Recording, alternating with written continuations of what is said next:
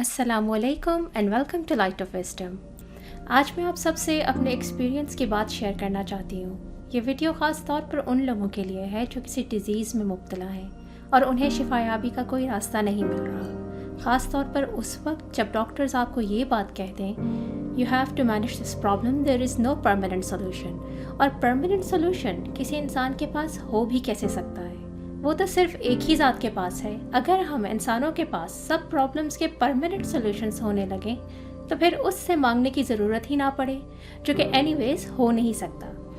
So back to the point, ये आज से कुछ अर्सा पहले की बात है जब आउट ऑफ नोवेयर मुझे एक मेडिकल प्रॉब्लम डायग्नोज हुई। यहाँ मैं ये बताती चलूँ कि इससे पहले मेरा कभी किसी किस्म की डिज़ीज़ से फ़ाइट करने का कोई एक्सपीरियंस नहीं था। अल्हम्दुलिल्लाह अल्लाह ने मुझ पे हमेशा सेहत और तंदुरुस्ती मुकम्मल रखी थी।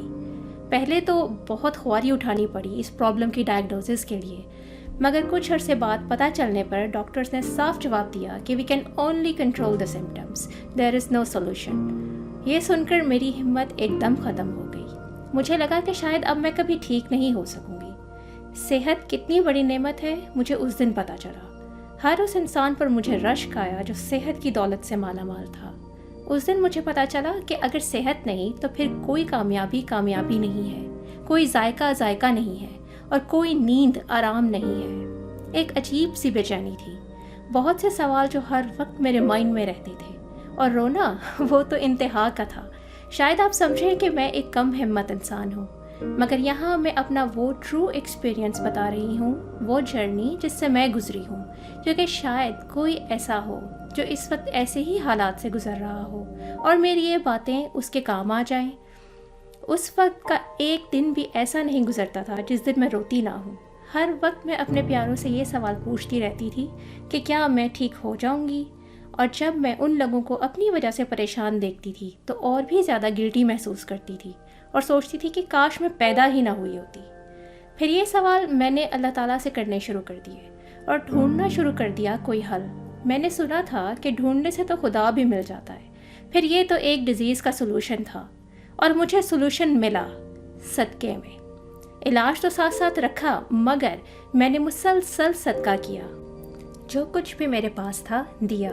जो भी इंसान मिला, राह चलते बैठे मार्केट में अपने इर्द गिर्द, चाहे मैं उसे जानती थी या नहीं जानती थी, लेकिन बस सदका दिया करती थी। और ये कोई चंद दिनों की बात नहीं है, ये उस वक्त तक की बात है जब तक कि मैं मुकम्मल सेहतयाब नहीं हो गई। मैंने एक जगह ये सुना था कि जब हम डॉक्टर्स के पास जाते हैं तो उस वक्त तक मेडिसिन लेते हैं जब तक कि बीमारी के आसार बिल्कुल ख़त्म ना हो जाएं।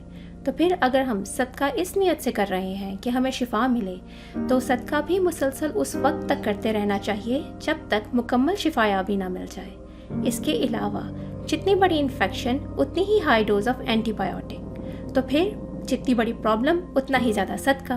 बस यही बात मेरे दिल को लगी और मैंने यही किया और मुसलसल किया। और आज मुझे देखकर कोई ये नहीं कह सकता कि मुझे कभी कुछ हुआ भी था।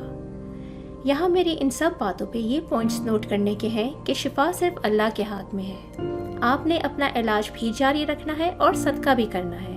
Both should go hand in hand, क्योंकि अल्लाह ने हमें वसीले अपनाने का हुक्म दिया है। अगर आपके पास फाइनेंशियल रिसोर्सेज की कमी है तो आप गलत सोच रहे हैं कि आप सदका नहीं कर सकते, क्योंकि हर नेकी की बात, हर बुराई से रुक जाना, अल्लाह ताला की रज़ा के लिए किसी की तरफ देखकर स्माइल करना, फिजिकली किसी की हेल्प करना, इमोशनली किसी को अपलिफ्ट करना, ये सब चीज़ें सदक़े में ही शुमार होती हैं। बात सिर्फ नियत की है। ये बात याद रखने की है कि हर मुश्किल के बाद आसानी है। शायद ये बात मैं अपनी वीडियोस में रिपीटेडली कहती हूँ, क्योंकि एक्चुअल में आसानी के लिए मुश्किल से गुजरना ज़रूरी है। दर हकीकत मुश्किल ही रास्ता है, आसानी तो उसका रिज़ल्ट है। अपने आप को मुश्किल के लिए तैयार करें, आसानी के लिए नहीं, क्योंकि आसानी तो आ ही जानी है इस रास्ते से गुजर के। और सूरह फातिहा की ये आयत हमेशा याद रखें कि हम तेरी ही इबादत करते हैं और तुझी से मदद मांगते हैं। ये डॉक्टर्स, मेडिसिन्स, इलाज, ये सब दुनिया के असबाब हैं।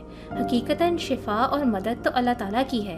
वो जैसे भी हमें प्रोवाइड कर दे, चाहे तो बगैर सबब के भी कर दे, चाहे तो एक पल में शिफा याब कर दे, हज़रत अय्यूब अलैहिस्सलाम की तरह। بس آپ نے اس سے مدد مانگنی نہیں چھوڑنی، اس سے رجوع کرنا نہیں چھوڑنا، ہر جتن کریں اس سے تعلق مضبوط کرنے کے لیے، پھر دیکھیں کہ وہ آپ پر اپنی رحمت کے دروازے کیسے کھولتا ہے۔ امید ہے آپ کو آج کی یہ بات پسند آئی ہوگی۔ جزاکم اللہ خیرہ۔